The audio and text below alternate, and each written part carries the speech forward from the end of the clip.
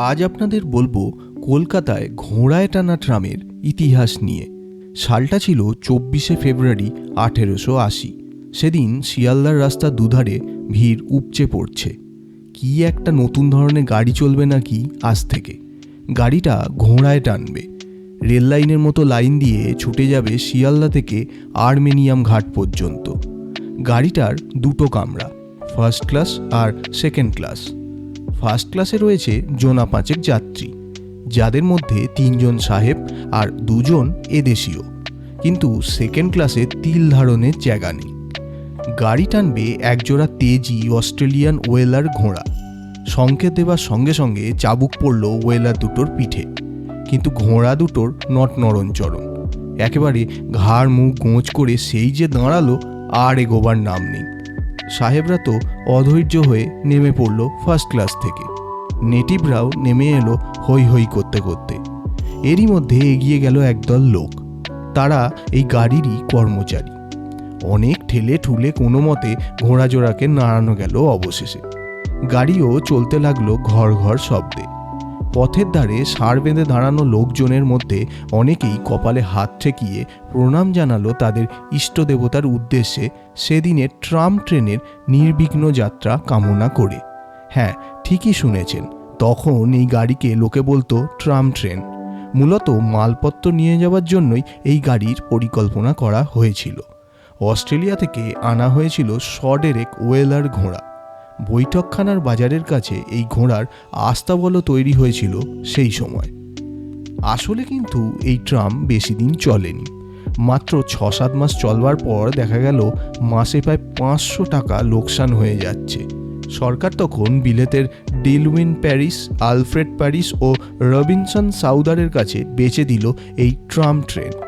এই 3 ইংরেজ পুরনো গাড়ি আর লাইন কিনে নিল তখনকার 4000 টাকায়। যদিও শিয়ালদা থেকে আর্মেনিয়াম ঘাট পর্যন্ত ট্রামের লাইন বসাতে সরকারের খরচ হয়েছিল প্রায় 1.5 লক্ষ টাকা।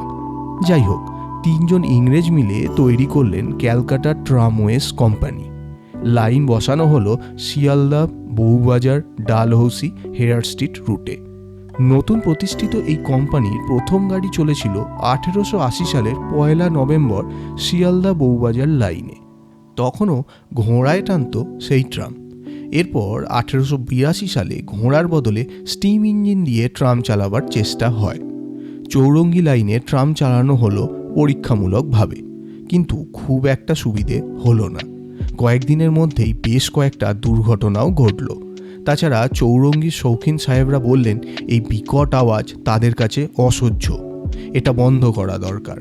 তাই মাত্র 11 মাস চলার পর স্টিম ইঞ্জিন বন্ধ হয়ে যায় এবং তারপর থেকে শুধু ঘোড়ায় টানতে থাকে ট্রাম। কিন্তু লোকজনের আবার দারুণ ভয়। ট্রামে উঠলে ট্রাম যদি ছিটকে লাইনের বাইরে চলে যায়। রবিনসন সাহেব তখন কোনো উপায় না পেয়ে টাউন কাউন্সিলের সদস্যদের ট্রামে চাপিয়ে নিয়ে গেলেন বৈঠকখানার আস্তাবলের সামনের রাস্তা পর্যন্ত। আস্তে আস্তে ভয় ভাঙল মানুষের। ট্রামে ভিড় হতে শুরু করল।